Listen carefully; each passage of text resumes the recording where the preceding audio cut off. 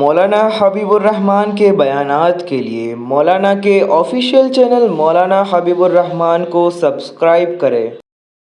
اعوذ باللہ من الشیطان الرجیم بسم اللہ الرحمن الرحیم فلعلک باخع نفسک علی آثارهم إن لم يؤمنوا بهذا الحديث أسفا إنا جعلنا ما على الأرض زينة لها لنبلوهم أيهم أحسن عملا وإنا لجاعلون ما عليها صعيدا جرزا أم حسبت أن أصحاب الكهف والرقيم كانوا من آياتنا عجبا۔ شروع اللہ کے نام سے جو بڑا مہربان نہایت رحم والا ہے۔ فَلَعَلَّكَ بَاخِعٌ نَفْسَكَ عَلَىٰ آثَارِهِمْ، تو کیا آپ ان کے پیچھے اپنی جان کو ہلاکت میں ڈال دیں گے، اس بات پر افسوس کرتے ہوئے کہ یہ ایمان کیوں نہیں لائے؟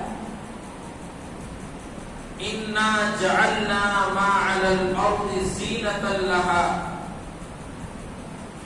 ہم نے جو کچھ زمین میں ہے زمین کے لیے زینت بنایا ہے اور رونق کی چیز بنایا ہے، لِنَبْلُوَهُمْ أَيُّهُمْ أَحْسَنُ عَمَلًا، تاکہ ہم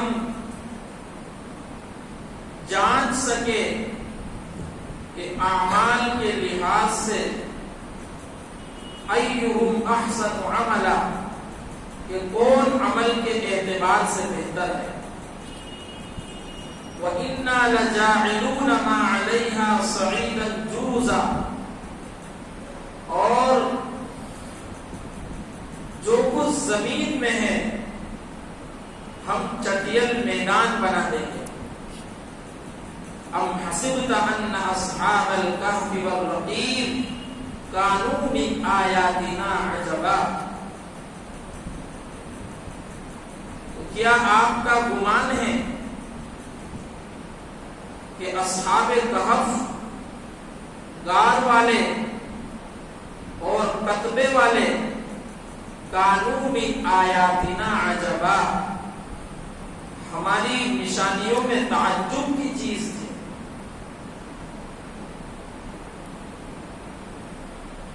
سورہ کہف کی تفسیر گزشتہ کئی ہفتوں سے چل رہی ہے۔ پچھلے ہفتوں میں بیان ہوا تھا کہ اللہ تبارک و تعالی نے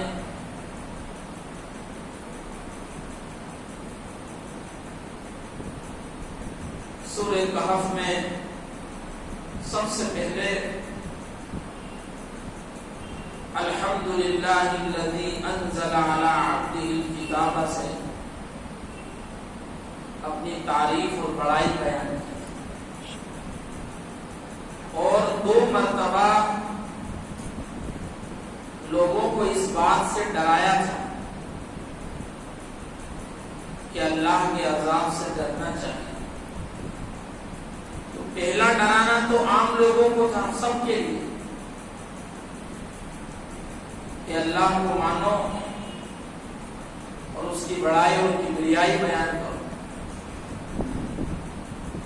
اور دوسرا ڈرانا خاص ان لوگوں کے لیے تھا جو اللہ کے لیے بیٹے بیٹیاں بناتے ہیں، جیسے کہ نصارہ اور یہود، ان کا ذکر آیا تھا کہ ان لوگوں نے اللہ کے لیے بیٹے اور بیٹیاں بنا رکھے، وہ اپنے آپ کو اتنا بڑا سمجھتے تو نبیوں کو وہ مقام دیا انہوں نے۔ وقالت اليہود عزیر ابن اللہ، کہ حضرت عزیر علیہ السلام کے بارے میں کہا کہ یہ تو اللہ کے بیٹے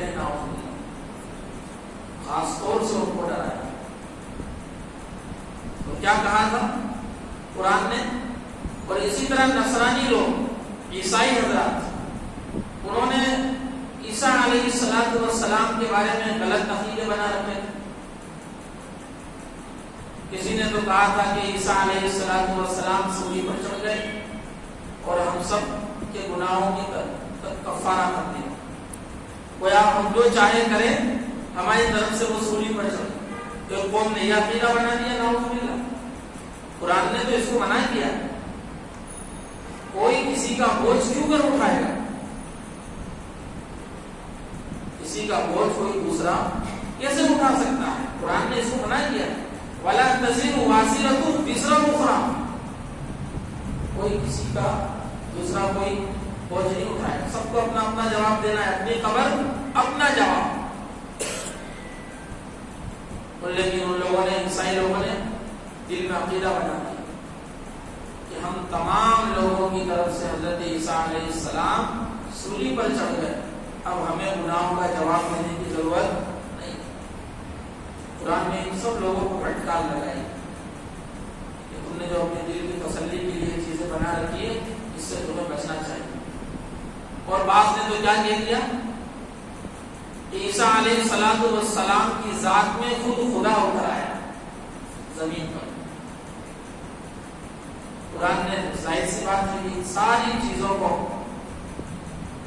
سختی کے ساتھ منع کیا اور یہ کہا ہے کہ اللہ وحدہ لا شریک لہ ہے، اپنی ذات اور صفات میں اکیلا اور تنے تنہا ہے، کسی کو بیٹا اور بیٹی اور اپنا سپورٹر بنانے کی ضرورت نہیں ہے، وہ تنے تنہا اتنا مضبوط اور تمام طاقتوں اور قدرتوں کا مالک ہے کہ کسی کام کو انجام دینے کے لیے کسی کی ضرورت نہیں ہو سکتی، لامحدود طاقتوں کا اور قدرتوں کا واحد اور اکیلا تنے تنہا مالک ہے، اور اس میں اس کو کسی کی شرکت کی ضرورت نہیں۔ پوری دنیا کا اتنا بڑا نظام ہے تو اس کو چلانے کے لیے خدا کو کسی کی ضرورت ہے، اللہ کو نہیں، وحدہ لا شریک لہ۔ تو ان کو ڈرایا تھا، خاص طور سے ان لوگوں کو ڈرنے کی ضرورت ہے جو خدا کے لیے بیٹے اور بیٹیاں بناتے ہیں۔ اور کیا کہا تھا قرآن نے؟ یہ بیٹے اور بیٹیاں جو بناتے ہیں نصارہ اور یہود، اس بات کی ان کے پاس کوئی دلیل بھی نہیں ہے۔ جو بات ہم پیش کر رہے ہیں اس کے لیے کوئی دلیل پختہ ہونا چاہیے نا، یہ وہ ہوائی بات کوئی کچھ بھی آ کر کہتے دلیل لاؤ، دلیل کیا ہے؟ قرآن اور حدیث کی کوئی بات آپ کو آ کر بیان کر دی، دلیل تو مانگنی پڑے گی، آپ نے کہاں سے بیان کر دی یہ بات؟ واٹس ایپ یونیورسٹی سے تو بیان نہیں کرتی، فیس بک سے تو اٹھا کر بیان نہیں کرتی، دلیل چاہیے نا۔ کوئی مریض کے لیے کوئی نسخہ تجویز کرتے، پتا تو پوچھنا پڑے گا یہ نسخہ آپ نے کہاں سے لکھا۔ اگر وہ کہے کہ ہاں میں باضابطہ ڈگری ہولڈر ڈاکٹر ہوں، تب تو ٹھیک ہے کہ آپ نے ڈاکٹر ہی کی، اگر ہے ڈاکٹر تو لائیے مارک شیٹ، تب بھی کام چلے گا۔ ہر ایک کوئی کسی کے لیے دوا تو نہیں دے سکتا۔ بہرحال قرآن نے کہا مَا لَهُم بِهِ مِنْ عِلْمٍ وَلَا لِآبَائِهِمْ، یہ یہود اور نصارہ اور ان کے جتنے بھی ارد گرد فرقے ہیں، یہ جو باتیں کرتے ہیں اللہ اور اس کے رسول کے متعلق، ان کے پاس اس بات کی کوئی دلیل نہیں ہے۔ اور صرف ان کے پاس نہیں، وَلَا لِآبَائِهِمْ، ان کے باپ داداؤں کے پاس بھی اس بات کا کوئی ثبوت نہیں تھا کہ اللہ نے اپنے لیے بیٹی اور بیٹے بنا رکھے۔ فرشتوں کو کہتے ہیں اللہ کی بیٹیاں، کا کوئی دلیل ہے کہ بس یوں ہی ایک من گڑت کہانی چلا رکھی ہے؟ تو کہا نہیں، ان کے پاس اس بات کا کوئی ثبوت ہے، نہ ان کے باپ داداؤں کے پاس کوئی ثبوت تھا، بس ایسی ہی چلی آ رہی۔ آج بھی یہ چیزیں ہیں، کوئی صحیح بات جب کسی بڑے آدمی سے یعنی بڑے بوڑھے سے نقل کرتے ہیں تو وہ پہلے ہی لمحے میں فٹاک سے کیا بات کہتے ہیں؟ ہم نے تو اپنے بڑے بوڑھوں سے یہی سیکھا، ہمارے گھر میں تو یہی ریت رواج چلے آ رہے ہیں، یہ آج آپ نے نئی بات بیان کی، آج آپ نے نئی بات بیان کی، یہ نہیں ہے آپ نے آج یہ بات سنی، بات تو بہت پرانی ہے اور دلیل اور ٹھوس ثبوتوں کے ساتھ ہے. یہ رواج قرآن اور حدیث کی روشنی میں غلط ہے. یہ الگ بات ہے کہ آپ کے پاس آج پہنچی یا آپ کو آج سننے کا موقع ملا برسوں ہو گئے. آپ نے سیکھا ہے اس لیے آپ ریتی رواج میں پڑے ہوئے. اس لیے قرآن و حدیث نے کہا نہ تمہارے پاس کوئی دلیل ہے اور تمہارے باپ داداؤں کے پاس بھی کوئی دلیل نہیں. پھر آگے قرآن نے کہا کبرت کلمۃ تخرج من افواہہم. بڑی بڑی بات ہے یہ اپنے منہ سے نکالنا. خدا کے متعلق ایسی باتیں کہنا یقولون الا کذبا. قرآن نے کہا کہ جھوٹ کے علاوہ کچھ اور نہیں پکڑا ہے. اس سے جھوٹ ہی بولتے ہیں. ان کا کام ہے جھوٹ بول کے لڑانا, جھوٹ باتیں بیان کرنا. پھر آگے اللہ پاک نے اپنے خاص طور سے حضور پاک صلی اللہ علیہ وسلم کو کہا فَلَعَلَّكَ بَاخِعٌ نَفْسَكَ عَلَىٰ آثَارِهِمْ. اگر یہ حضرات آپ کی بات نہیں مان رہے دین اسلام, آپ ان کے پاس جا جا کر کفار مکہ, کفار قریش, یہود مدینہ, ان تمام لوگوں کے پاس آپ اپنے دین کی باتیں لے جا رہے ہیں اور یہ آپ کی باتوں پر دھیان نہیں دے رہے ہیں. فَلَعَلَّكَ بَاخِعٌ نَفْسَكَ عَلَىٰ آثَارِهِمْ. تو کیا آپ اس غم کے اندر اپنی جان کو ہلاکت میں ڈال دیں گے؟ یعنی اتنا غم تو منع کیا قرآن نے. اتنا غم زدہ ہونے کی ضرورت نہیں ہے کہ آپ ان کے چکر میں اپنی جان کو ہلاکت میں ڈال دیں. فَلَعَلَّكَ بَاخِعٌ نَفْسَكَ. کہ شاید آپ اپنی جان کو ہلاکت میں ڈال دیں ان لوگوں کے پیچھے. لَمْ يُؤْمِنُوا بِهَذَا الْحَدِيثِ أَسَفًا. اس بات پر افسوس کرتے ہوئے یہ ایمان کیوں نہیں لایا. قرآن نے منع کیا اتنا غم کھانے کی ضرورت نہیں ہے, اس لیے کہ آپ کا کام ہے پہنچانا, دین اسلام کی تبلیغ کرنا. سو آپ نے کر دی. اب یہ سامنے والے کا کام ہے کہ وہ اس کو سنتا ہے اور سمجھتا ہے اور قبول کرتا ہے یا نہیں. یہ آپ کا کام نہیں ہے. اور قرآن نے آگے کیا کہا کہ آپ کے ہاتھ میں کسی کا ہدایت دینا نہیں ہے. آپ کا کام صرف باتوں کو پہنچانا. خدا پاک اللہ نے جو بات آپ تک پہنچائی ہے اس کو بندوں تک پہنچانا. اب بندوں کے دل میں ڈالنا اور ہدایت کا دینا نہ دینا یہ اللہ کے ہاتھ میں. آپ سے قیامت کے دن یہ سوال نہیں ہوگا کہ بندہ جہنم میں کیوں جا رہا ہے. آپ نے پہنچا دیا لوگوں کیا منع کیا کہ اتنا غم کھانے کی ضرورت نہیں ہے آپ کو کہ آپ غم میں اپنی جان کو ہلاکت میں ڈال دیں. یہ لوگ اسلام میں داخل کیوں نہیں ہو رہے. قرآن نے منع کیا. پھر آگے کیا کہا اِنَّا جَعَلْنَا مَا عَلَى الْأَرْضِ زِينَةً لَهَا لِنَبْلُوَهُمْ أَيُّهُمْ أَحْسَنُ عَمَلًا. کہ ہم نے زمین میں زمین کی رونق کے لیے, زمین کو خوشنما بنانے کے لیے, اس کی زیب و زینت کے لیے, اس کو آراستہ کرنے کے لیے زمین میں عجیب و غریب چیزیں ہم دیکھتے ہیں کہ خوبصورت قسم کی ندیاں, دریا, پہاڑ, باغات, شجر اور حجر, قدرت کے کارخانے کے اندر آج کتنی خوبصورتی ہے. آج کے دور میں سب کو اندازہ ہے اس بات کا کہ سب کے پاس یہ ویڈیوز پہنچ رہی ہیں.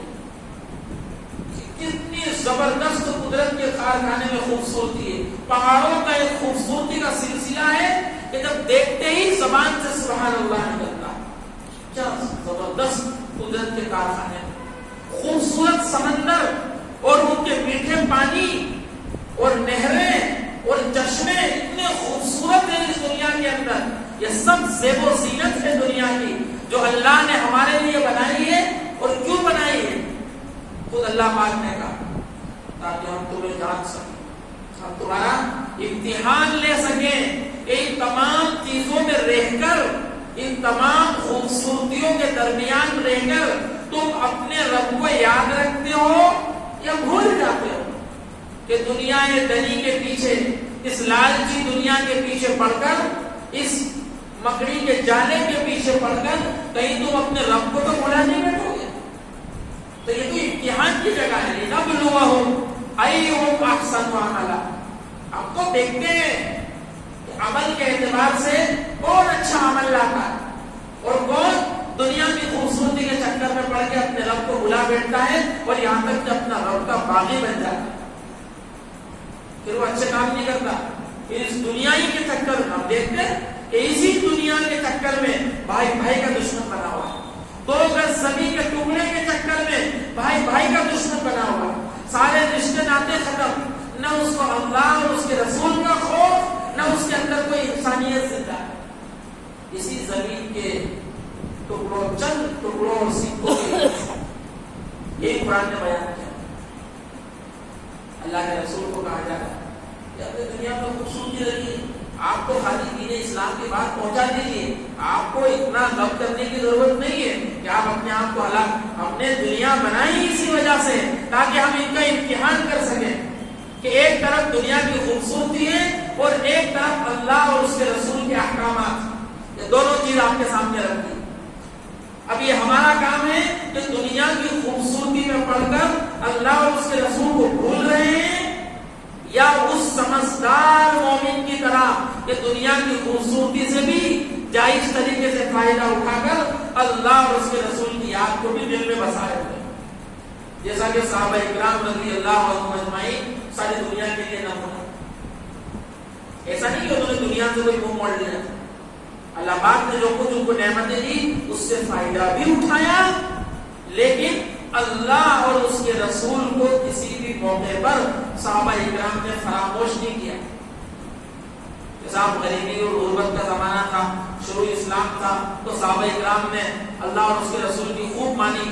اور جب بعد میں جب اللہ پاک نے دنیا کے خزانے ان کے قدموں میں ڈال دیے تو کوئی کو غافل ہو گئے تھے؟ نہیں. صحابہ اکرام پوری دنیا کے لیے نمونہ. خوبصورتی کے خزانے دنیا کے اللہ پاک نے ان کے قدموں میں ڈال دیے, لیکن اس کے باوجود بھی وہ اللہ اور اس کے رسول کو کبھی بھی نہیں بھولے. لنبلوہم ایہم احسن عملا. ہم دیکھیں گے کہ اس خوبصورتی میں پڑھ کے تم ہمیں بھول جاتے ہو یا اچھے اعمال میں لگے رہتے ہو کہ نہیں ایک دن خدا کو جواب دینا. پھر آگے کیا کہا, وَإِنَّا لَجَاعِلُونَ مَا عَلَيْهَا صَعِيدًا جُرُوزًا. اور یہ جتنی بھی خوبصورتی اس کے چکر میں دنیا بھاگ رہی ہے اور اتنی تیز اسپیڈ میں بھاگ رہی ہے کہ ان کو گرا ہوا انسان نہیں دکھتا, ان کو مظلوم نظر نہیں آتا, ان کو بھوکا نظر نہیں آتا کہ ممالک اتنی ترقی پر ملک جا رہے ہیں اور ان کے قریبی اور پڑوسی ملک بھوکوں سے پریشان. بچے, معصوم بچے, ان کو کھانا 2 وقت کا نصیب نہیں ہے, تو کہاں وہ کھانے کو ترس رہے ہیں اور کہاں پاس والے ممالک بلڈنگوں پر بلڈنگیں تانے جا رہے ہیں, اور اس دوڑ کے اندر سب ایک دوسرے سے آگے کہ صاحب ہم نے اتنی اونچی بنا دی تو دوسرے نے اعلان کر دیا ہم قریب ہم اس سے اونچی بنائیں گے. یہ دنیا کے چکر.